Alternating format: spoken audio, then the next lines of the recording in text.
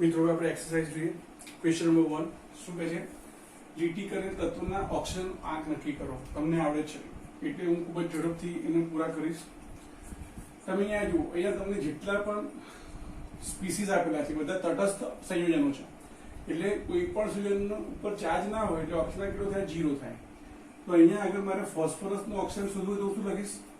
તો કે સોડિયમનો ઓક્સિજન આંક વત્તા 2 વખત હાઇડ્રોજનનો ઓક્સિજન આંક વત્તા ફોસ્ફરસનો ઓક્સિડેશન આંક પ્લસ 4 ટાઈમ ઓક્સિજનનો ઓક્સિજન આંક એના બરાબર 0. તો સોડિયમ એટલે કે સમૂહ 1 આલ્કલી ધાતુ, એના માટે ફિક્સ +1 હોય. હાઇડ્રોજન માટે સામાન્ય અવસ્થામાં +1. સારું. ફોસ્ફરસ તો કે શોધવાનું છે. x લખો તો ચાલે, બાકી એનું એ લખો p તો ચાલશે. ઓક્સિજનનો સામાન્ય અવસ્થામાં -2. તો +1 અને +2 +3 +p -8 બરાબર 0. તો +3 -8 એટલે -5. પેલી બાજુ તો +5. તો ફોસ્ફરસનો ઓક્સિડેશન નંબર આવશે +5. સોડિયમ હાઇડ્રોજન સલ્ફેટ, તો સોડિયમનો ઓક્સિડેશન આંક વત્તા હાઇડ્રોજનનો ઓક્સિડેશન આંક વત્તા સલ્ફરનો ઓક્સિડેશન આંક વત્તા 4 ટાઈમ્સ ઓક્સિજનનો ઓક્સિડેશન આંક એના બરાબર 0. સોડિયમ +1, હાઇડ્રોજન +1, સલ્ફર શોધવાનું, ઓક્સિજન -2. તો +1 ને +1 એટલે +2. અહીંયા -8 એટલે +2 -8 +100 થઈ જાય. તો ડાયરેક્ટ લખી દો. તો સલ્ફર બરાબર -100 કેટલી બાજુ તો +100. તો સલ્ફરનો ઓક્સિજન આ કેટલો થશે? +6. H4P2O7 પાયરો ફોસ્ફોરિક એસિડ, તો એના માટે પણ 2 times hydrogen 4 times hydrogen +2 time phosphorus +7 time oxygen એના બરાબર 0. હાઇડ્રોજન માટે સામાન્ય અવસ્થામાં +1, ફોસ્ફરસનું શોધવાનું, ઓક્સિજનનું -2 0. તો -14 અને +4 એટલે -10. પેલી બાજુ તો +10. તો 2p બરાબર 10. તો p બરાબર +5. K2MnO4 potassium મેંગેનેટ. KMnO4 હોય તો પોટેશિયમ પરમેંગેનેટ, પણ K2MnO4 છે એટલે પોટેશિયમ મેંગેનેટ. તો 2 times K +Mn +4 time oxygen એના બરાબર 0. તો 2 × +1 +Mn +4 ટાઈમ્સ -2 એના બરાબર 0. તો Mn -8 +2 એટલે -6 એના બરાબર 0. તો Mn બરાબર +6. કેલ્શિયમ ઓક્સાઇડ દેખાય છે, કેલ્શિયમ ઓક્સાઇડ જેવું મિત્રો, પરંતુ હવે તમે અહીંયા જુઓ, કેલ્શિયમ અને ઓક્સિજનમાં આપણે કેલ્શિયમ માટે લઈએ, અહીંયા કેલ્શિયમ માટે નહીં આવે હા મિત્રો, ઓક્સિજન માટે હશે. કેલ્શિયમ તો સમૂહ 2 નું તત્વ છે, આલ્કલાઇન અર્થ ધરાવતો છે, એના માટે +2 ફિક્સ જ હોય ને, રાઈટ? તો અહીંયા લખાય કેવી રીતે? તો કે કેલ્શિયમનો ઓક્સિજન વત્તા 2 ટાઈમ ઓક્સિજનનો ઓક્સિજન એના બરાબર 0. ઓક્સિજનના -2 -1 0 હોઈ શકે, +1 +2 પણ કદાચ હોય, પણ કેલ્શિયમ માટે તો ઓલવેઝ લખેલું છે આપણે કે આલ્કલી ધાતુ માટે +1 અને આલ્કલાઇન અર્ધ ધાતુ માટે +2. તો કેલ્શિયમ માટે તો +2 આવશે. તો 2 ટાઈમ ઓક્સિજન બરાબર -2.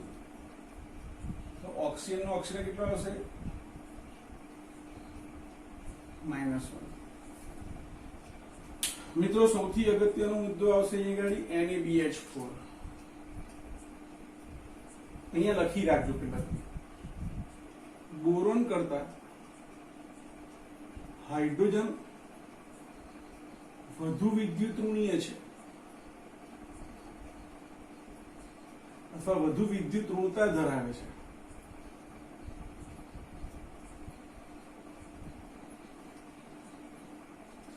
તેથી બોરોનના જ્યારે પણ તમને આપેલા હોય ત્યારે H -1 લેવો પડે, બરાબર છે. મેટલ સાથે જો અહીંયા સોડિયમ મેટલ છે, બરાબર છે, અને આમે મેટલ સાથે હોય હાઇડ્રોજન તો માઇનસ જ લેવો પડે, બરાબર. તો અહીંયા આપણે લખીએ કે સોડિયમનું ઓક્સિડેશન વત્તા બોરોન વત્તા 4 ટાઈમ્સ હાઇડ્રોજન એના બરાબર 0. હવે સોડિયમ માટે +1 અને હાઇડ્રોજન માટે -1, તો -4 ને +1 -3 પી બાજુ તો +3. તો બોરોનનો ઓક્સિડેશન કેટલો થશે? +3. ધુમાયમાન સલ્ફ્યુરિક એસિડ, મિત્રો યાદ રાખજો કે સોડિયમ બોરોહાઇડ્રેટ છે ને એ પ્રબળ રિડક્શન કરતા તરીકે વર્તે છે, બરાબર છે. આપણે નેક્સ્ટ ચેપ્ટરમાં ભણીશું, ચિંતા ના કરો. 2 ટાઈમ્સ હાઇડ્રોજન વત્તા 2 ટાઈમ્સ સલ્ફર વત્તા 7 ટાઈમ ઓક્સિજન એના બરાબર 0. તો H નો +1, S નો શોધવાનો, ઓક્સિજન નો -2, તો 2 ટાઈમ્સ સલ્ફર બરાબર -14 + 2 -12 પીવા જઈએ તો +12, તો S બરાબર +6. હવે મિત્રો અહીંયા ધ્યાન આપો, આ જે છે ને તમને જ્યારે આવું પૂછ્યું હોય ને તો તમે ગધેડાની જેમ મજૂરી કરીને સીધે સીધું તમે એનો સિમ્પ્લિફાઈ કરી શકો. કેવી રીતે?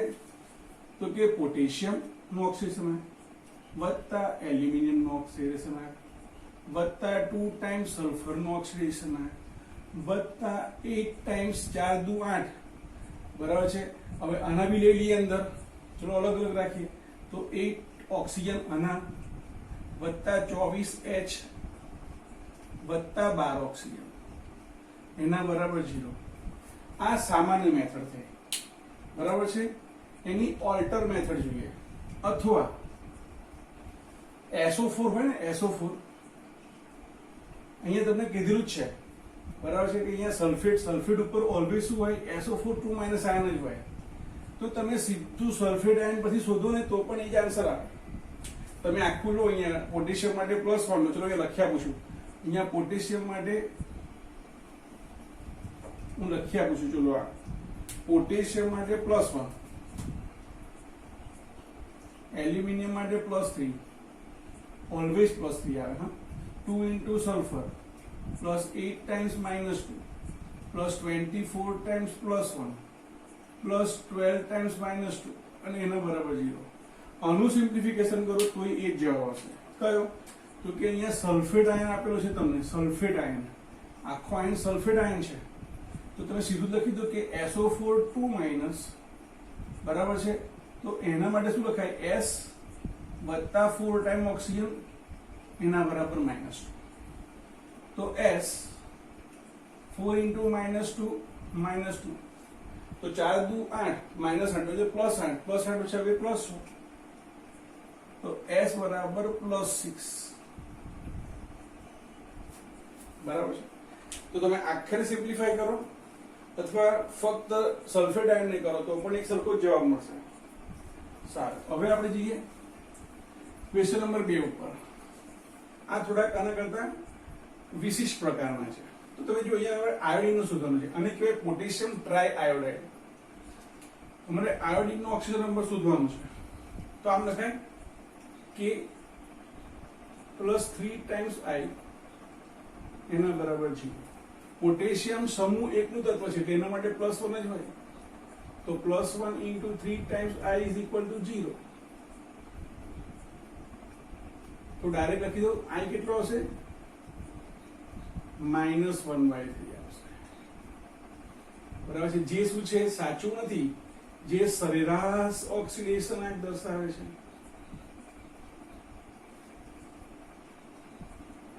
તો એનું સ્ટ્રક્ચર જોવું પડે.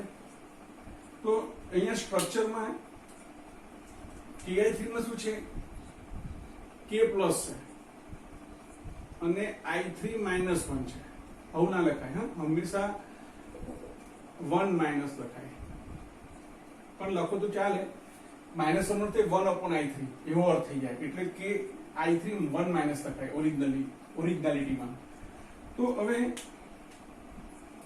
આ જે i3 માઇનસ છે એનું સ્ટ્રક્ચર આપણને ખબર પડવી જોઈએ. તો એના સ્ટ્રક્ચરની અંદર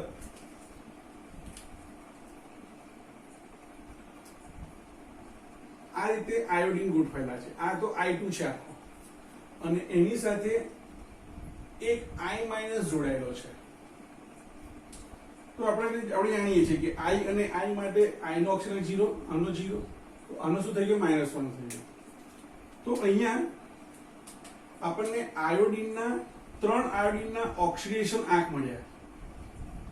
કયા કયા મળ્યા? પહેલા માટે 0, બીજા માટે 0 અને ત્રીજા માટે -1. હવે એનો સરેરાશ દો તો 0 + 0 + -1 ભાગ્યા 3 એટલે -1/3 થઈ જશે. એટલે આ તમારો આન્સર થઈ જશે.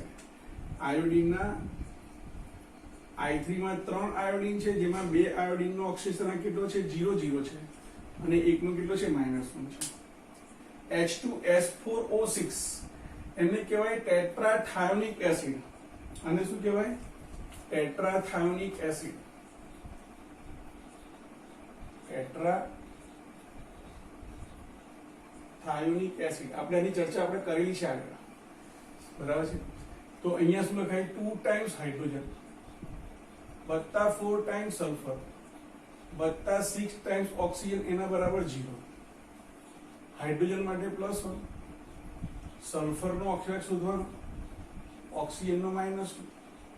તો -12 + 2 -10 પીવા જાય તો +10. તો ડાયરેક્ટ લખી દઉં છું. તો સલ્ફર બરાબર શું થશે? 10/4, બરાબર છે. એટલે 2.5 થશે, રાઈટ. એટલે અપૂર્ણાંક આવે છે, બરાબર છે, જે દર્શાવે છે કે જે શું કહે છે? સરેરાશ ઓક્સિડેશન આંક દર્શાવે છે. જે સરેરાશ ઓક્સિડેશન આંક છે કોનો? સલ્ફરનો. તો હવે આપણે શું કરવું પડે? ઓબ્વિયસલી સ્ટ્રક્ચરનો આપણે અભ્યાસ કરવો પડે. તો એનું બંધારણ કેવું છે? તો એના બંધારણની અંદર sulphur sulphur sulphur sulphur, double bond O, double bond O, OH, double bond O, double bond O, OH. આપણે આનું આગળ ડિસ્કસ કરેલું છે, હું શોર્ટમાં લખી દઉં છું હવે, બરાબર છે. ના ખબર પડે તો આગળનો વિડીયો જોજો. અહીંયા તો કે સલ્ફર સલ્ફર 0, આ બે સલ્ફર વચ્ચે 0, આ બે સલ્ફર વચ્ચે પણ 0, પણ સલ્ફર અને ઓક્સિજનમાં આ -2, આ +2, -2 +2, આ +1 -1. આપણે કીધું કે બંધને, તો કે જ્યારે એક બંધ હોય તો જે વધારે વિદ્યુત એને -1 કહેવાનું, જે ઓછો એને +1 કહેવાનું. અહીંયા બે બંધ છે તો ઓક્સિજન વધારે વિદ્યુત છે, એટલે બંનેનું -1 -1 કરી દીધું સીધું આપણે. એટલે ઓક્સિજન -1, આ +1. અહીંયા પણ -2 +2 +2 -2 +1 -1 -1 +1. તો તમે અહીંયા જુઓ કે અહીંયા જે છેવાડા પરના સલ્ફર છે એનો ઓક્સિજન +5 મળે છે, બરાબર છે. અહીંયા આપણને સલ્ફરના 2 ના +5 અને 2 ના 0 મળે છે. અહીંયા લખીશું કે સલ્ફરના ઓક્સિડેશન નંબર પહેલા માટે 5, બીજા માટે 0, ત્રીજા માટે 0 અને ચોથા માટે 5. તો 4 4 નો સરવાળો કેટલો થાય? 10/4 થઈ જશે, બરાબર છે.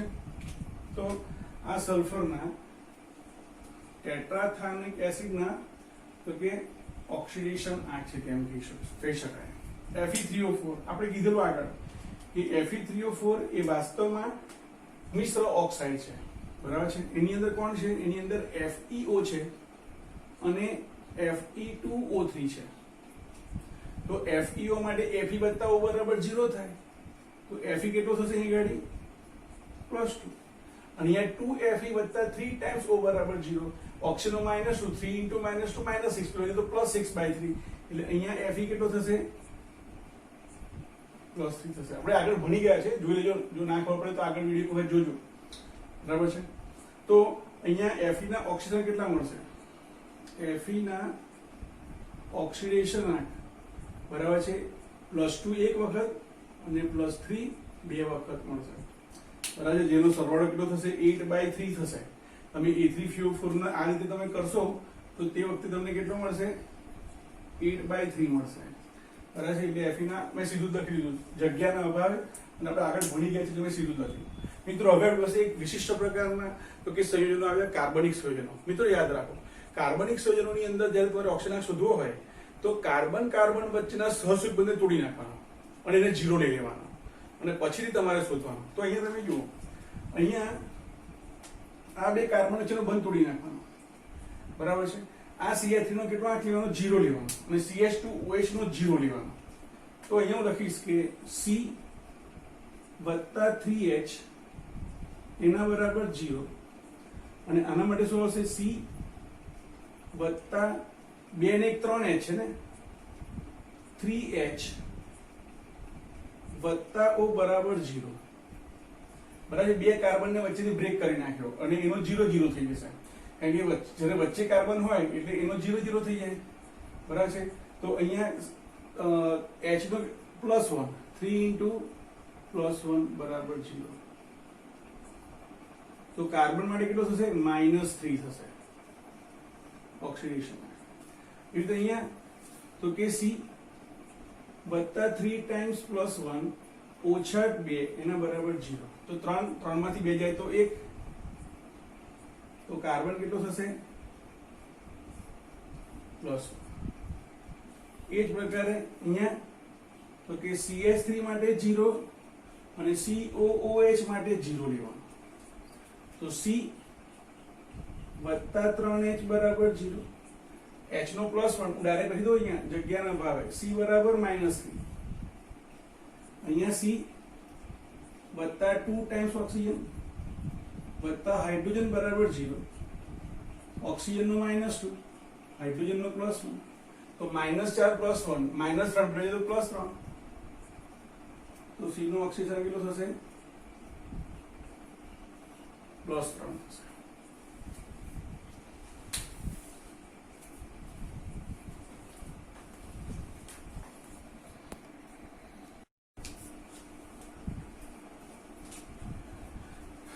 અહીંયા ક્વેશ્ચન નંબર 3 માં એવું કીધું છે કે રેડોક્સ પ્રક્રિયા થાય છે કે નહીં. રેડોક્સ પ્રક્રિયાનું વ્યાજબીપણું પુરવાર કરો, એટલે કે રેડોક્સ પ્રક્રિયા છે તે ચકાસો. તો વ્યાજબીપણું એટલે કે રેડોક્સ પ્રક્રિયા આકરી છે અને કેમ છે એ ચકાસો. તો અહીંયા તમે જુઓ ઓક્સિજન માટે -2 છે. બરાબર છે. તો કોપર માટે કેટલું થશે +2. હાઇડ્રોજન માટે 0. કોપર માટે મુક્ત અવસ્થામાં 0 અને અહીંયા ઓક્સિજન -2 અને હાઇડ્રોજન +1. બરાબર છે. અહીંયા આપણે બેલેન્સ કરવાની જરૂર નથી, ફક્ત ઓક્સિડેશન રિડક્શન પ્રક્રિયા છે કે નહીં એટલું જ આપણે ચકાસવાનું છે. તો તમે જુઓ આ કોપર થી આ કોપર શું થાય છે +2 થી 0 એટલે કે ઓક્સિડેશન આંકમાં ઘટાડો થાય છે, એટલે કે રિડક્શન પ્રક્રિયા થાય છે. અહીંયા 0 થી +1. ફરી કહું છું, અહીંયા આપણે ઓક્સિડેશન આંકને બેલેન્સ નથી કરવાના. બરાબર છે. આપણે જસ્ટ પ્રક્રિયામાં શું થાય છે રિડક્શન થાય છે કે નહીં એટલું જ ચકાસવાનું છે. તો 0 થી +1 એટલે કે ઓક્સિડેશન આંકમાં વધારો થાય છે, એટલે કે ઓક્સિડેશન પ્રક્રિયા થાય છે. એનો અર્થ શું થયો કે આપેલ પ્રક્રિયા કેવી છે રેડોક્સ પ્રક્રિયા છે, કારણ કે બંને પ્રક્રિયા થાય છે. Fe2O3 ઓક્સિજન -2, 1 ના -2 3 ના -2 પછી તો +6 ભાગ્યા 2 3 એટલે અહીંયા Fe +3. ઓક્સિજન -2 તો કાર્બન +2. Fe મુક્ત અવસ્થામાં 0, ઓક્સિજન -2 કાર્બન +4. તો અહીંયા Fe માં જુઓ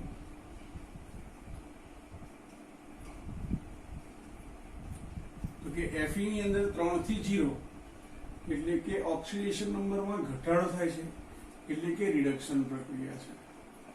કાર્બનની વાત કરીએ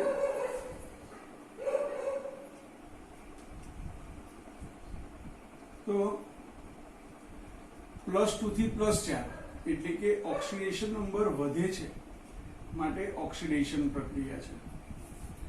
પોટેશિયમ મુક્ત અવસ્થામાં 0, F2 મુક્ત અવસ્થામાં 0, F -1 અને K +1. તો પોટેશિયમની અંદર તો કે ઓક્સિડેશન માં શું થાય છે? વધારો થાય છે. ઓક્સિડેશન નંબર વધે છે એટલે કે ઓક્સિડેશન પ્રક્રિયા છે. અને ફ્લોરિન 0 થી -1 એટલે કે ઓક્સિડેશન આ ઘટે છે એટલે કે રિડક્શન પ્રક્રિયા છે. તો આ પણ રેડોક્સ પ્રક્રિયા છે.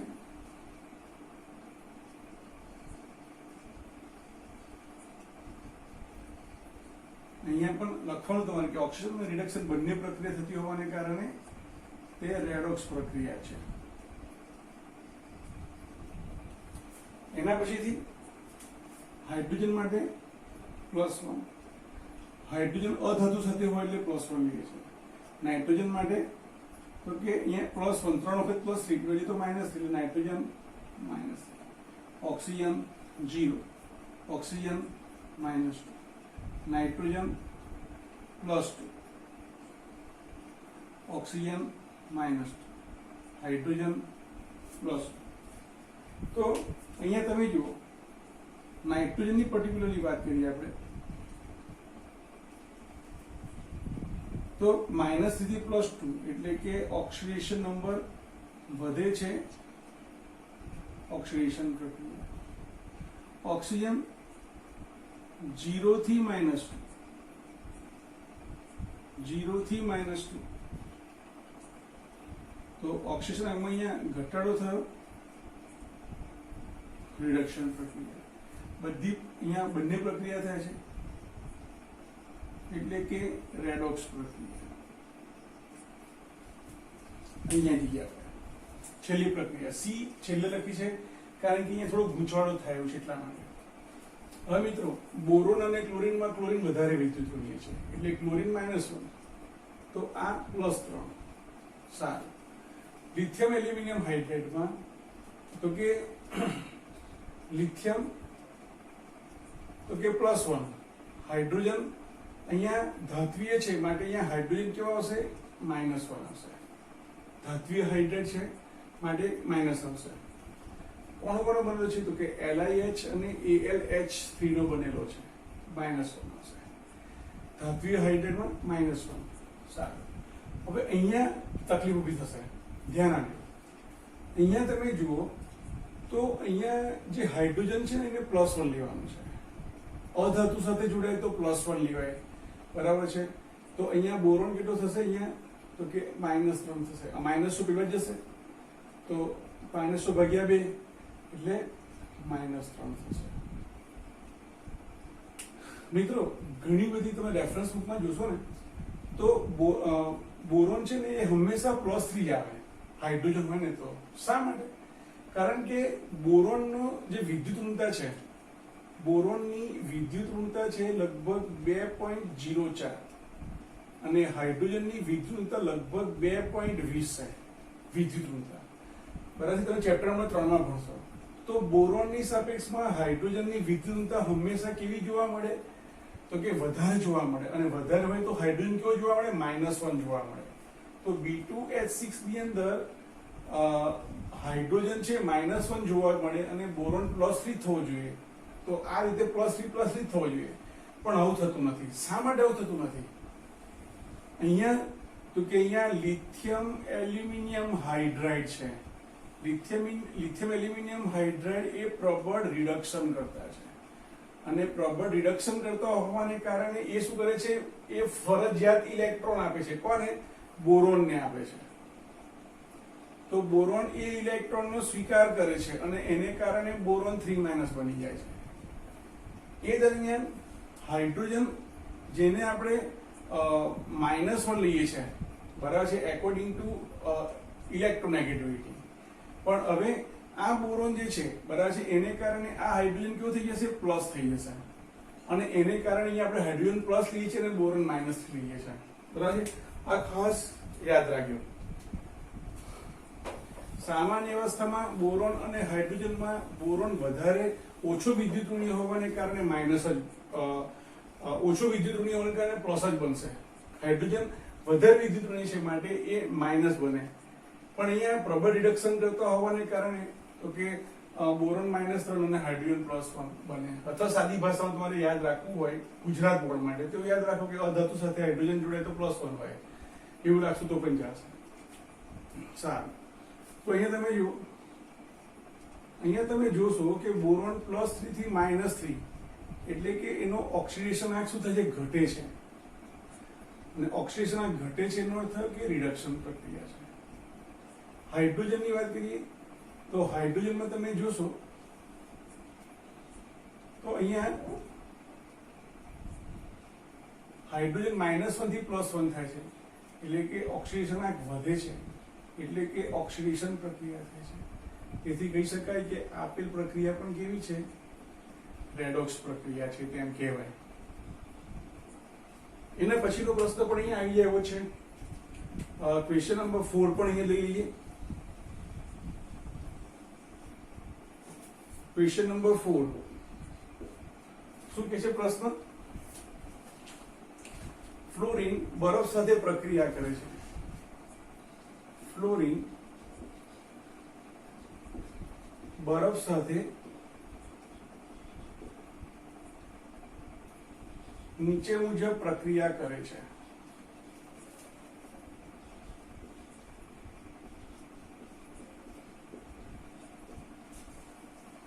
પછી શું કહે છે? તો કે આ પ્રક્રિયા રેડોક્સ છે તેને પુરવાર કરવાનું છે. પ્રક્રિયા શું છે? તો કે H2 liquid plus F2 gas, એમાંથી પ્રક્રિયા થઈને બને છે HF વત્તા HOF. HF વત્તા HOF બરાબર છે. તો પ્રક્રિયા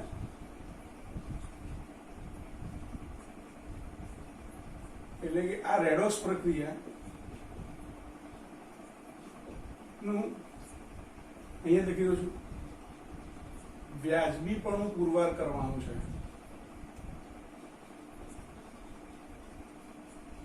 પુરવાર કરો. બરાબર છે. આ પ્રશ્નને જોઈએ આપણે. આ પ્રશ્ન પણ કોમ્પ્લિકેટેડ છે. અહીંયા તમે જુઓ ને તો રેડોક્સ પ્રક્રિયાને પુરવાર કરવી હોય તો મારે ઓક્સિજન રિડક્શન પ્રક્રિયા બતાવવી પડે. તો અહીંયા F2 0 છે, અહીંયા F -1 છે, H +1 છે. પ્રોબ્લેમ અહીંયા આવે છે HOF માં. શું પ્રોબ્લેમ આવે છે તો જોઈએ આપણે. HOF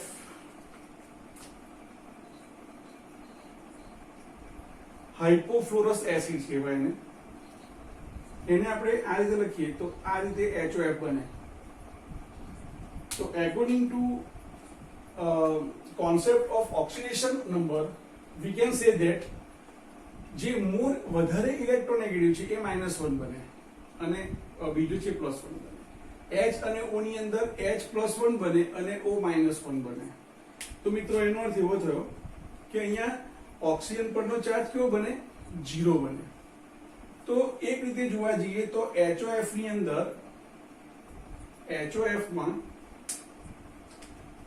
જે ઓક્સિજન છે એનો ઓક્સિડેશન નંબર 0 જોવા મળે અને F નો ઓક્સિડેશન નંબર -1 જોવા મળે. બરાબર છે. તો એના અંદાજમાં એટલે એના અનુસંધાનમાં આપણે આને પુરવાર કરીએ તો અહીંયા લખીએ કે H2O વત્તા F2 gives HF plus HOF. તો અહીંયા શું થશે? તો કે અહીંયા F2 0, અહીંયા F -1, અહીંયા O 0, અહીંયા F -1, H અહીંયા +1, અહીંયા H +1, અહીંયા H +1, અહીંયા ઓક્સિજન -2 છે. તો અહીંયા બે પ્રક્રિયા થઈ. જો અહીંયા શું થયું? ફ્લોરિન થી ફ્લોરિન લઈએ તો તે વખતે ઓક્સિડેશન નંબરમાં શું થાય છે? 0 થી -1 એટલે ઘટાડો થાય છે, એટલે રિડક્શન પ્રક્રિયા છે. હવે અહીંયા ઓક્સિજન -2 છે, અહીંયા ઓક્સિજન 0 છે. તો અહીંયા શું થાય છે? -2 થી 0 એટલે ઓક્સિડેશન આંક વધે છે. બરાબર છે. એટલે ઓક્સિડેશન પ્રક્રિયા છે. એટલે કે આ પણ રેડોક્સ પ્રક્રિયા છે, પણ આ વિષમીકરણ પ્રક્રિયા નથી. બરાબર છે. આ ફર્સ્ટ કેસની વાત કરીએ આપણે. Case number 1. કેસ નંબર 2 જોઈએ. કેસ નંબર 2 એવું કહે છે કે HOF જે આપણો છે એમાં OH માઇનસ હોય, OH માઇનસ બને અને F પ્લસ બને. બરાબર છે. હાઇપોફ્લોરસ એસિડમાં ધારો કે હવે આપણને ખબર છે કે ફ્લોરિન હંમેશા -1 જ બને, પરંતુ કેટલીક રેફરન્સ બુકમાં આપણને આપેલું છે કે ભાઈ F પ્લસ છે. બરાબર છે. મારી દ્રષ્ટિએ તો કેસ 1 100% સાચો છે. બરાબર છે. અને રેડોક્સ પ્રક્રિયા આ રીતે થઈ જાય છે. જો HOF ની અંદર ધારો કે હાઇપોફ્લોરસમાં F ધારો કે બરાબર છે ઓક્સિડાઇઝ થતો હોય અને F+1 બનતો હોય તો એના અનુસંધાનમાં આપણે ચેક કરીએ તો તમે જુઓ શું થશે અહીંયા ગાડી. તો કે H2O વત્તા fluorine gives HF plus HOF. બરાબર છે. તો એ વખતે F0 H+1 F-1 અહીંયા F+1 થશે. બરાબર છે. આ +1 અને જે વખતે -2 થશે. તો અહીંયા તો -2 એવા લેવા છે એટલે અહીંયા કોઈ ફરક નહીં પડે. પરંતુ અહીંયા ફ્લોરિન છે 0 થી, અહીંયા તમે જુઓ ફ્લોરિન તો કે 0 થી -1 બને છે. તો ઓક્સિડેશન આંકમાં ઘટાડો થાય છે. અને તમે અહીંયા જુઓ તો અહીંયા ઓક્સિડેશન નંબર 0 થી +1 થાય છે. એટલે કે અહીંયા આ રિડક્શન પ્રક્રિયા છે, આ ઓક્સિડેશન પ્રક્રિયા છે. એટલે કે આ પણ રેડોક્સ પ્રક્રિયા છે. પણ આ કેવી રેડોક્સ પ્રક્રિયા છે? તો કે અહીંયા ફ્લોરિન જ રિડક્શન અનુભવે છે અને ફ્લોરિન જ ઓક્સિજન અનુભવે છે. તેથી તે વિષમીકરણ રેડોક્સ પ્રક્રિયા છે તેમ કહેવાય.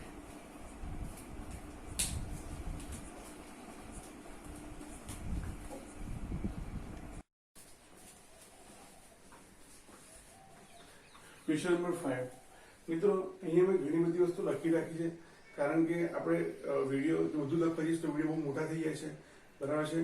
તો અહીંયા તમે જો ક્વેશ્ચન નંબર 5, 6 અને ક્વેશ્ચન નંબર 7 નો અહીંયા આપણે સમાવેશ કરેલો છે. ક્વેશ્ચન નંબર 5 શું કહે છે? તો કે લીટી કરેલ તત્વોના ઓક્સિજન નંબર શોધો, તેમના બંધારણીય સૂત્રો જણાવો અને ખોટા તર્કને સ્પષ્ટ કરો. તો અહીંયા H2SO4 ની અંદર સલ્ફરનો, ડાયક્રોમેટમાં ક્રોમિયમ અને NO3- માં N નો ઓક્સિજન આંક શોધવાનો છે. તો આપણને ખબર છે કે કોઈ પણ સંયોજનનો ઓક્સિડેશન આંક એ તેની પરનો ચાર્જ દર્શાવે છે. અહીંયા તટસ્થ છે એટલે અહીંયા 0 લખ્યું. અહીંયા ઉપરનો ટોટલ ચાર્જ -2 છે તો અહીંયા -2 લખ્યું. અહીંયા -1 છે તો -1 લખ્યું. હવે 2 ટાઈમ્સ હાઇડ્રોજન વત્તા સલ્ફર વત્તા 5 ટાઈમ્સ ઓક્સિજનના ઓક્સિડેશન આંક, ઓક્સિજનનો -2 અને સલ્ફર હાઇડ્રોજનનો +1, સલ્ફરનો શોધવાનો છે. તો સિમ્પ્લિફાય કરતા +8 આવે છે. સલ્ફરનો તો કે સલ્ફરનો પરમાણુ ક્રમાંક 16 છે અને 16 થી નાનો નિષ્ક્રિય 10 છે. એટલે કે એ પાસે 6 ઇલેક્ટ્રોન છે બહારની કક્ષામાં. તો 8 તો ઇલેક્ટ્રોન શક્ય નથી દૂર થવાના. ફક્ત નિષ્ક્રિય વાયુમાં ઓક્સિજન +8 આવી શકે સમૂહ નંબર 18 ની અંદર. બાકીના તત્વોની અંદર ક્યારેય +8 ઓક્સિજન આવી શક્ય નથી. તો એની અંદર આપણે સ્ટ્રક્ચર જોઈએ. તમે થિયરીમાં ભણી ગયા છો એટલે મેં ડાયરેક્ટ અહીં લખી લીધું છે. તો તે જો સલ્ફર ઓક્સાઇડ કેટલો હશે તો કે +6 મળે છે. ડાયક્રોમેટ આયનની અંદર તો કે ક્રોમિયમનો શોધવાનું છે. ઓક્સિજન -2, 7 દૂધ 14, +14 માંથી 2 જાય તો 12, ક્રોમિયમ 1 માટે +6. તો એનો ઓક્સિજન આંક છે. હવે અહીંયા ધ્યાન આપજો. અહીંયા તમે એનું બંધારણ જોજો તો ખ્યાલ આવશે કે અહીંયા ઓક્સિજન બે ઓક્સિજન -2 એટલે કે -1 ચાર્જ ધરાવે છે. તો આ ઓક્સિજનનો -1 અને આ ઓક્સિજનનો -1 છે. બરાબર છે. એટલે અહીંયા શું થયું તો કે આ બંને વચ્ચે તો કે ઓક્સિજનનો -1 થશે અને ક્રોમિયમનો +1 થશે. એટલે અહીંયા પણ તો કે ક્રોમિયમનો +1 અને ઓક્સિજનનો -1 થશે. આ રીતે એટલે ઓક્સિજન -2 થઈ ગયા બંને બાજુ. સારું. તો ક્રોમિયમ કેટલો થાય છે ઓક્સિજન આંક? તો કે રીતે અહીંયા પણ બાકી રહ્યો તો કે આ -1 છે તો આ +1 છે. નીચે લખીએ આપણે. આ -1 છે તો આ +1 છે, આ -1 છે તો આ +1 છે. તો ક્રોમિયમનો અક્ષર કેવું કેટલો થાય છે? +6 થાય છે. તો એ બરાબર છે. અહીંયા ક્રોમિયમનો અક્ષર કેટલો થયો? +6 થયો. અહીંયા ક્રોમિયમનો અક્ષર +6 જ આપણને મળે છે. નાઇટ્રેટ આયન માટે જોઈએ તો એમાં પણ અક્ષર -2 લો તો -2 લો તો 6 6 1 5.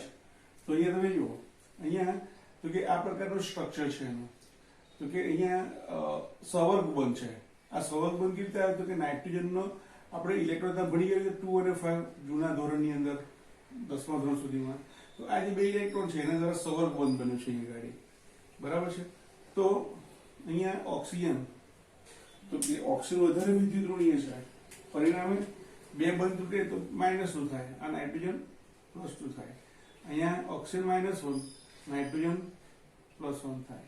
ઓક્સિજન ની ગાડી તો કે સંવર્ગબંધથી જોડાયેલો છે ઓક્સિજન. બરાબર છે. એટલે ઓક્સિજનનો સંવર્ગબંધને 2 બંધ લેવાના આપણે. બરાબર છે. તો સંવર્ગબંધ માટે -2, કારણ કે સંવર્ગબંધની અંદર બંને નાઇટ્રોજન બંને ઇલેક્ટ્રોન ઓક્સિજન પર જાય છે. બરાબર છે. અને આ નાઇટ્રોજન કેવો થશે? +2 થશે. આમ નાઇટ્રોજનનો અક્ષર કેટલો થયો? +5 થઈ ગયો. બરાબર છે. સારું, બીજી તરફ જઈએ તો આપણે સ્ટોક નોટેશન પદ્ધતિ ભણી ગયા. આપણે એની જે વાત કરેલી છે તો તમે જુઓ, મર્ક્યુરી માટે શું લખાય? Hg લખાય. નિકલ માટે Ni, ટીન માટે Sn, થેલિયમ માટે Tl, આયર્ન માટે Fe અને ક્રોમિયમ માટે Ci. બરાબર છે. એને આપણે બંને ફોર્મમાં લખીએ. અહીંયા ઓક્સિજન, અહીંયા રોમન ઓક્સિજન 2, અહીંયા પણ 2, અહીંયા 4, અહીંયા 1, 3 અને 3. ક્લોરાઇડનો Cl, સલ્ફેટનો SO4, ઓક્સાઇડનો O, સલ્ફેટનો SO4, સલ્ફેટનો SO4 અને અહીંયા ઓક્સાઇડનો O. હવે આપણને ખબર છે કે ભાઈ મર્ક્યુરી Hg2+ છે. તો Hg2+ અને Cl- તો શું બને? HgCl2 બને. સલ્ફેટમાં SO4 2 -2 એટલે સલ્ફેટ ઉપરનો ચાર્જ -2, નિકલની ઉપરનો ઓક્સિજન +2 એટલે શું લખાય? તો કે NiSO4. ટીનનો તો કે +4, ઓક્સિજનનો -2. તો બેલેન્સ કેવી થાય? SnO2. થેલિયમ તો કે +1, સલ્ફેટ તો કે -2. તો શું લખાય? Tl2SO4. એ રીતે Fe3+ અને SO4 2-. તો ઓક્સિજન અને સમાન પ્રમાણે શું કરી? ચોકડી ગુણાકાર કરી આ રીતે. તો 3 નીચે જશે SO4 ની અને SO4 નો 2 નીચે આવશે Fe ની. તો Fe2SO4 થ્રાઇસ. તો અહીંયા ક્રોમિયમ 3+ અને ઓક્સાઇડ આ રીતે. તો Cr2O3 બનશે, ચોકડી ગુણાકાર થાય તો. બરાબર છે. તો આ રીતે તમે ધાતુ સંયોજનોના તમે ઓક્સિડેશન આંકની મદદથી તમે એના સંયોજનો લખી શકો. હવેનો પ્રશ્ન છે કે કાર્બન પરમાણુ માટે -4 થી +4 ઓક્સિજન આંક ધરાવતા સંયોજનોની યાદી બનાવો. અને નાઇટ્રોજન પરમાણુ માટે પણ -3 થી +5 માટેની ઓક્સિજન આંક ધરાવતા સંયોજનોની યાદી બનાવો. અહીંયા સંયોજનની વાત કરી છે એટલે એમાં આપણે મુક્ત અવસ્થામાં એટલે કે બિન સંયોજિત અવસ્થામાં આપણે સંયોજનોનો અણુનો સમાવેશ કરી શકતા નથી. તો કાર્બન માટે જોઈએ આપણે તો અહીંયા આપણે લખીએ કે ભાઈ -4, -3, -2, -1, 0. તો એવા કયા સંયોજનો કાર્બનના છે કે જેની અંદર ઓક્સિજન -4 થાય? બરાબર છે. તો તમે જુઓ CH4 લઈએ આપણે. CH4 એમાં કાર્બન CH4 એટલે કે C + 4 ટાઈમ્સ H = 0. H નો +1 પેલે છે તો 1 નો +1 4 ના -4 +4 એટલે તો -4 થઈ જશે. બરાબર. હવે આપણે ટ્રીક વાપરીશું. શું? તો કે CH3 લઈ લઈએ. બરાબર છે. તો એ વચ્ચેથી બોન્ડ બ્રેક થાય તો CH3 0, બીજો CH3 0. તો એમાં હાઇડ્રોજનનો +1 3 વખત તો +3 એટલે તો -3 થાય. એ રીતે આપણે લઈએ CH2 ડબલ બોન્ડ CH2. તો અહીંયા પણ તમે જુઓ CH2 બરાબર 0, તો એક H નો +1, બેના પ્લસ જોઈએ તો -2, એટલે અહીંયા લઈએ આપણે CH ટ્રિપલ બોન્ડ CH. તો અહીંયા તમે જુઓ એક વચ્ચેથી બ્રેક કરો, કાર્બન કાર્બન જ્યારે બંધ હોય ત્યારે વચ્ચેથી બ્રેક કરવાનો અને એનો 0 લેવાનો, તો CH બરાબર 0, H નો +1 જોઈએ તો -1. હવે અહીંયા જે છે બરાબર છે એની અંદર તમે એમ કરી શકો કે અહીંયા CH4 છે બરાબર છે, તો CH2 કરી નાખો, એટલે H નો +1 છે તો +2 થયા, તો હવે -2 થાય એવું કશું કરી દઈએ આપણે. તો તમે અહીંયા Cl2 અહીંયા ધારો કે O મૂકી દો, CH2O, તો ઓક્સિજનનો -2 અને H નો એકનો +1, બેના +2, એટલે +2 -2 0 થઈ જાય. એટલે આ શું બતાવે છે? HCHO બતાવે છે બરાબર છે. તો એનો કેટલો થયો? 0 થયો. હવે તમે એની જગ્યાએ તમે ધારો કે CH2Cl2 કરી નાખો, તો એક H નો +1, બેના +2, એટલે એક Cl નો -1, બેના -2, તો +2 -2 0 થઈ જાય. તો એના માટે પણ ઓક્સિજન નંબર કેટલો આવશે? 0 આવશે. તો આના પરથી આપણે ટ્રીક લઈએ. શું? તો કે 4H છે ને +1 ધરાવે છે, તો હવે -1 ધરાવતા 4 લઈ લઈએ. તો શું લખીએ ગાડી? તો અહીંયા સપોઝ લખીએ આપણે CCl4. તો CCl4 માટે શું આવશે? +4, એકનો -1, 4 ના -4 એટલે તો પ્લસ છે, એટલે અહીંયા તો કે CCl3, તો એ કેટલા થઈ જશે? +3 થશે. એકનો -3, એની વચ્ચે ભાગ પાડો, તો CCl3 બરાબર 0, એક Cl નો -1, તો 3 ના -3 એટલે તો +3. જ્યાં જ્યાં H ત્યાં Cl લખવાના ટૂંકમાં. અહીંયા તો કે CH એટલી જગ્યાએ શું કરીશું? Cl2 લઈ લઈએ, એટલે +2 CCl ટ્રિપલ બોન્ડ CCl. તો અહીંયા નો +1 થઈ જશે અને 0 માટે તો આપણે બે સુધીરા જ છે બરાબર છે. હવે નાઇટ્રોજન પરમાણુ માટે -3 થી +5 સુધી આપણે જવાનું છે. તો અહીંયા આપણે લખીએ કે ભાઈ નાઇટ્રોજન માટે ધારો કે -3 છે, -2, -1 બરાબર છે. એના પછીથી લઈએ આપણે ઓક્સિજન બરાબર છે. એવી રીતે અહીંયા લઈએ +1, +2, +3, +4 અને +5. તો તમે જુઓ -3 છે, તો અહીંયા આપણે લઈએ NH3. NH3 ની અંદર તો કે હાઇડ્રોજન નો +1 એટલે +3 થાય, પીલો જે તો -3 થઈ જશે. એટલે અહીંયા આ જ રીતે આપણે સમજવા માટે પ્રયત્ન કરીએ. તો અહીંયા આપણે કરીએ NH2 ડબલ બોન્ડ NH, આને હાઇડ્રોજન કહેવાય, જેને N2H4 તરીકે લખાય બરાબર છે. તો અહીંયા વચ્ચેથી બ્રેક થાય, નાઇટ્રોજન છે, તો એકનો +1, બેના +2 બે તો -2 થશે. એ રીતે NH ટ્રિપલ બોન્ડ NH બરાબર છે. અને ડાયઝીન તરીકે ઓળખવામાં આવે છે, જે રોકેટ વર્તન તરીકે વર્તે છે. તો અહીંયા પણ NH બરાબર 0, કારણ કે નાઇટ્રોજન અને નાઇટ્રોજન, અહીંયા H અંદરની તરફ લખ્યો છે પણ વાસ્તવમાં તે બહારની તરફ જ હોય બરાબર છે. તો અહીંયા -1 થઈ જશે. હવે અહીંયા આપણે બીજું કશું નહીં મળે, એટલે આપણે શું કરીએ? અહીંયા N2 લખવું પડશે, there is no option. તો નાઇટ્રોજન બરાબર 0 થઈ જશે. હવે અહીંયા N2O લખીએ, તો ઓક્સિજન નો -2, પેલા જે તો +2, 2/2 એટલે 1 થઈ જશે બરાબર. તમે ચેપ્ટર 1 ની અંદર જે સરળ ગુણક પ્રમાણનો નિયમ ભણ્યા, ગુણક પ્રમાણનો નિયમ બરાબર, જેમાં તમે ભણી ગયા છો નાઇટ્રોજનના વિવિધ પ્રકારના ઓક્સાઇડ, N2O, NO, એના પછીથી તો કે N2O3, એના પછીથી NO2 અથવા N2O4 અને N2O5 બરાબર છે. અહીંયા દરેકમાં નાઇટ્રોજન ઓક્સિડેશન અનુક્રમે +1 થી +5 સુધી જોવા મળશે રાઈટ. તમે આ ચેપ્ટર નંબર 1 માં ભણીને જ આવ્યા છો.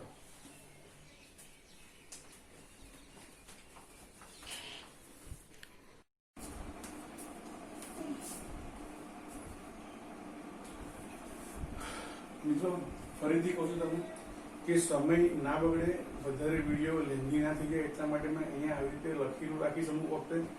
પ્લસ અહીંયા ક્વેશ્ચન નંબર 8 શું કહે છે? સલ્ફર ડાયોક્સાઇડ અને હાઇડ્રોજન પેરોક્સાઇડ છે એ ઓક્સિડ કરતા તરીકે પણ વર્તે છે અને રિડક્શન કરતા તરીકે પણ વર્તે છે. શા માટે? અને એની સાપેક્ષમાં ઓઝોન વાયુ અને નાઇટ્રિક એસિડ છે ફક્ત ઓક્સિજન કરતા તરીકે વર્તે. જવું શા માટે? તો સમજો અહીંયા સલ્ફરનો ઓક્સિજન કેટલો છે? પ્લસ. સલ્ફર ડાયોક્સાઇડમાં સલ્ફરનો ઓક્સિજન નંબર +4 છે બરાબર છે.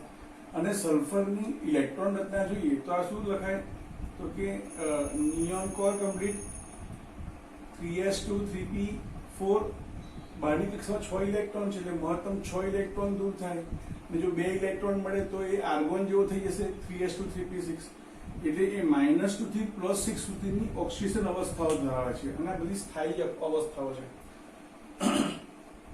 હવે અહીંયા આપણો જે સલ્ફર ડાયોક્સાઇડમાંનો જે સલ્ફર છે એનો ઓક્સિજન કેટલો છે +4 છે, બરાબર છે. તો અહીંયા તમે જુઓ સલ્ફરના સ્થાયી ઓક્સિજનાંકમાં તો કે સલ્ફરનો ઓક્સિજનાંક +4 છે, એનાથી વધારે ઓક્સિજનાંક ધરાવતા ઓક્સિજનાંક પણ સ્થાયી છે અને તેનાથી ઓછા ઓક્સિજનાંક ધરાવતા ઓક્સિજનાંક પણ કેવા છે સ્થાયી છે, ઓછું મૂલ્ય ધરાવતા. તો એનો અર્થ એવો થયો કે આ જે +4 છે સલ્ફર અહીંયા, બરાબર છે, જો એ ઇલેક્ટ્રોન ગુમાવે તો એ +6 અને +5 થઈ શકે. ઇલેક્ટ્રોન ગુમાવે એનો અર્થ કે એ ઓક્સિડેશન પ્રક્રિયા કરી શકે. તે જ પ્રકારે જો એ ઇલેક્ટ્રોન મેળવે, બરાબર છે, તો તે તેનાથી ઓછું મૂલ્ય ધરાવતા ઓક્સિજનાંકમાં પણ ફેરવાય. ત્યારે ઇલેક્ટ્રોન મેળવે ત્યારે, એટલે કે રિડક્શન પ્રક્રિયા કરે ત્યારે. આમ કહી શકાય કે સલ્ફર ડાયોક્સાઇડ એ ઓક્સિડેશન અને રિડક્શન બંને પ્રક્રિયાઓ કરે છે. ઓક્સિડેશન પ્રક્રિયા કરે છે, રિડક્શન કરતા કહેવાય, અને રિડક્શન પ્રક્રિયા કરી બીજાનું ઓક્સિજન કરે છે માટે ઓક્સિજન કરતા કહેવાય. આમ બંને તરીકે વર્તે છે. હાઇડ્રોજન પેરોક્સાઇડની અંદર ઓક્સિજન કેટલો છે -1 છે અહીંયા, બરાબર છે, અને ઓક્સિજન સ્થાયી ઓક્સિજન નંબર કેટલા છે -2 -1 અને 0. તો અહીંયા તમે જુઓ કે H2O2 માં ઓક્સિજનનો ઓક્સિજનાંક -1 છે. તો એ ઇલેક્ટ્રોન ધારો કે મુક્ત કરે તો એની ઓક્સિજન અવસ્થા 0 બને. મુક્ત કરે એનો અર્થ શું થયો કે એ ઓક્સિજન પ્રક્રિયા કરે. અને જો એ ઇલેક્ટ્રોન મેળવે એટલે કે રિડક્શન પ્રક્રિયા કરે તો પણ એમાં -1 થી ઓછા મૂલ્ય ધરાવતો -2 ઓક્સિજનાંક સ્થાયી છે. આ H2O2 માં રહેલો ઓક્સિજન ઓક્સિજન પણ કરી શકે છે, રિડક્શન પણ કરી શકે છે, બરાબર છે, અને પરિણામે તે રિડક્શન કરતા અને ઓક્સિજન કરતા એમ બંને તરીકે વર્તે છે તેમ કહી શકાય. પરંતુ નાઇટ્રિક એસિડની વાત કરીએ તો નાઇટ્રિક એસિડની અંદર નાઇટ્રોજનનો ઓક્સિજનાંક +5 થાય છે, બરાબર છે, જ્યારે નાઇટ્રોજનના સ્થાયી ઓક્સિજન હવે આ કયા છે -3 થી +5 છે. કેમ તો કે અહીંયા નિયોન 3s2 3p5 છે, 3p4 છે, એટલે કે શું લખાશે નિયોન 3s2 3p5 લખાશે. આપણે અગર નાઇટ્રોજનનો ઓક્સિજન ઇલેક્ટ્રોન હતા લખીએ તો શું લખાશે નાઇટ્રોજનથી નાનો નિષ્ક્રિય કોણ થશે, નાઇટ્રોજનની વાત છે એટલે નાઇટ્રોજન પરમાણુ ક્રમાંક 7 થી નાનો નિષ્ક્રિય હિલિયમ કોર કમ્પ્લીટ 2s2 અને 2p5 થશે, બરાબર છે. આમ જોઈને એક ઇલેક્ટ્રોન મળે તો નિયોન જેવું પરમાણુ ઇલેક્ટ્રોન રચના ધરાવે અને જો સાથે ઇલેક્ટ્રોન ગુમાવે તો હિલિયમ જેવી રચના પ્રાપ્ત થાય. એટલે 7 ઇલેક્ટ્રોન એટલે નાઇટ્રોજન એની બહારની અહીંયા 3 અહીંયા 1 2 4 5 તો અહીંયા 5 ઇલેક્ટ્રોન ગુમાવવાની વૃત્તિ ધરાવે છે અને 3 ઇલેક્ટ્રોન નાઇટ્રોજન છે, નાઇટ્રોજન એટલે અહીંયા આવશે 2 ને 2 4 4 ને 3 7 આવશે. હા સોરી, તો 3 ને 2 5 ઇલેક્ટ્રોન મુક્ત કરશે અને અહીંયા 3 ઇલેક્ટ્રોન જો મળે તો એ નિયોન જેવી રચના પ્રાપ્ત કરશે, બરાબર છે. તો અહીંયા તમે જુઓ તો અહીંયા નાઇટ્રોજનનો ઓક્સિજનાંક છે +5 છે, નાઇટ્રોજનનો ઓક્સિજન કેટલો છે +5 છે, બરાબર છે, આ +5 છે. હવે એનાથી વધારે મૂલ્ય ધરાવતો ઓક્સિજનાંક છે જ નહીં, મેક્સિમમ 5 ઇલેક્ટ્રોન 5 ગુમાવી દીધા. ધેટ મીન્સ કે તે શું ઇલેક્ટ્રોન મુક્ત કરી શકશે નહીં, એટલે કે ઓક્સિજન પ્રક્રિયા કરી શકશે નહીં, પરંતુ તે ઇલેક્ટ્રોન મેળવીને તેનાથી ઓછું મૂલ્ય ધરાવતા ઓક્સિજનાંકમાં ફેરવી શકે, એટલે રિડક્શન કરી શકે છે. આમ નાઇટ્રિક એસિડ ફક્ત રિડક્શન કરી શકવાની વૃત્તિ ધરાવે છે, એટલે કે તે ફક્ત ઓક્સિજન કરતા તરીકે વર્તે છે. અહીંયા પણ તમે જુઓ ઓઝોનની અંદર ઓક્સિજનનો ઓક્સિજન કેટલો થયો 0 થયો, સ્થાયી ઓક્સિજન આવી રીતે -2 -1 અને 0 છે, બરાબર છે. હવે 0 થી વધારે મૂલ્ય ધરાવતો ઓક્સિજનાંક છે નહીં. તો કે સર છે કેવો, તો કે સર +1 ને +2 નતો કીધું, તો કે કીધેલું પણ ક્યારે ફ્લોરિન સાથે જોડાયેલો હોય ને ઓક્સીફ્લોરાઇડ સુધી ત્યારે જ, બાકી નહીં. તો ઓક્સિજન 0 થી વધારે ઓક્સિજન ધરાવતો નથી, એટલે કે ઇલેક્ટ્રોન હવે મુક્ત કરવાની વૃત્તિ ધરાવતો નથી, પરંતુ એ ઇલેક્ટ્રોન મેળવીને, બરાબર છે, -1 કે -2 માં ફેરવી શકે પોતાને, એટલે કે રિડક્શન કરી શકે. આમ ફક્ત રિડક્શન કરી શકે છે માટે ઓક્સિજન કરતા તરીકે વર્તે છે તેમ કહેવાય. મિત્રો એના પછીનો ક્વેશ્ચન નંબર 9. ક્વેશ્ચન નંબર 9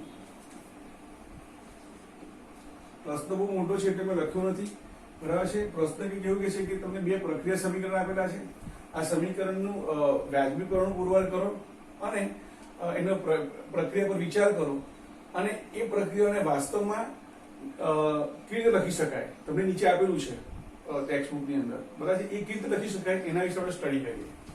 તો તમે જુઓ આ પ્રક્રિયા કઈ પ્રક્રિયા છે તો કે આ પ્રક્રિયા એ પ્રકાશ સંશ્લેષણની પ્રક્રિયા છે. પ્રકાશ સંશ્લેષણની પ્રક્રિયા છે.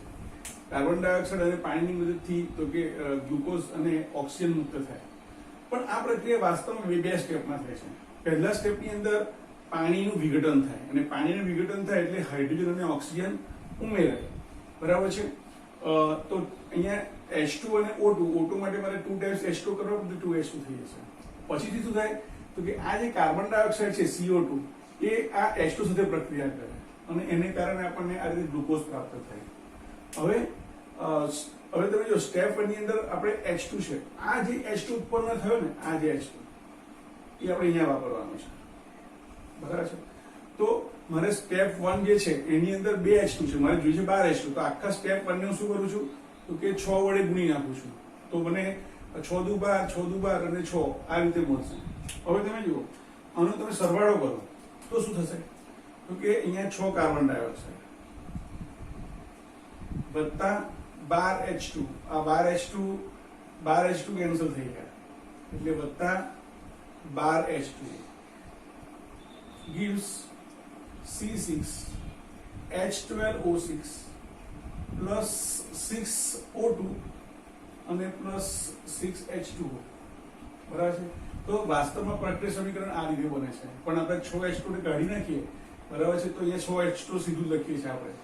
પણ આ રીતે લખી શકાય કારણ કે પ્રક્રિયા બે તબક્કામાં થાય છે અને દરમિયાન પાણી ઉત્પન્ન થાય છે. બરાબર છે. બીજો ક્વેશ્ચન જોઈએ ઓઝોન અને હાઇડ્રોજન પેરોક્સાઇડ. મિત્રો અહીંયા જોયું આપણે ઓઝોન છે કેવો છે ફક્ત ઓક્સિડેશન કરતા તરીકે વર્તે છે અને હાઇડ્રોજન પેરોક્સાઇડ છે ફક્ત એટલે એ ઓક્સિડેશન અને રિડક્શન એમ બંને પ્રક્રિયા કરે છે. ઓક્સિડેશન કરતા તરીકે પણ વર્તે છે અને રિડક્શન કરતા તરીકે પણ વર્તે છે. સારું. તો આ પ્રક્રિયા દરમિયાન આવું થાય છે પાણી અને ઓક્સિજન છૂટો પડે છે. તો આ પ્રક્રિયા કેવી થાય છે તો સૌપ્રથમ O3 છે બરાબર છે એમાંથી ઓક્સિજન પરમાણુ છૂટો પડી જાય છે એટલે O3 માંથી O2 અને O બને. હવે તો કે આ જે બેબી ઓક્સિજન કહેવાય અને આપણે શું કહીશું બેબી ઓક્સિજન. આ જે બેબી ઓક્સિજન છે એ પેલા H2O2 સાથે પ્રક્રિયા કરે અને આમાં પણ વધારાનો ઓક્સિજન છે એ મુક્ત થાય અને તો કે બે ઓક્સિજન જોડાઈને O2 માં ફેરવાય. બરાબર છે. હવે આખી પ્રક્રિયા દરમિયાન શું થયું તો કે પ્રક્રિયા દરમિયાન આ બેબી ઓક્સિજન કેન્સલ કરી નાખ્યું. તો આખી પ્રક્રિયા દરમિયાન થયું શું તો કે O3 ગેસ વત્તા H2O2 gives O2 એટલે આપણે H2 લખીએ એટલે આપણે H2O2 લખીએ. બરાબર છે. તો H2O2 plus O3 gives H2O plus O2 અને plus O2. અહીંયા 2O2 લખી શકાય. બરાબર છે આ રીતે. પણ આપણે આમ કેમ લખીએ છીએ કારણ કે અહીંયા ઉત્પન્ન થતા ઓક્સિજન O3 માંથી પણ થાય છે અને H2O માંથી પણ થાય છે. બરાબર છે. માટે આપણે એને આ રીતે લખી શકીએ. બરાબર છે.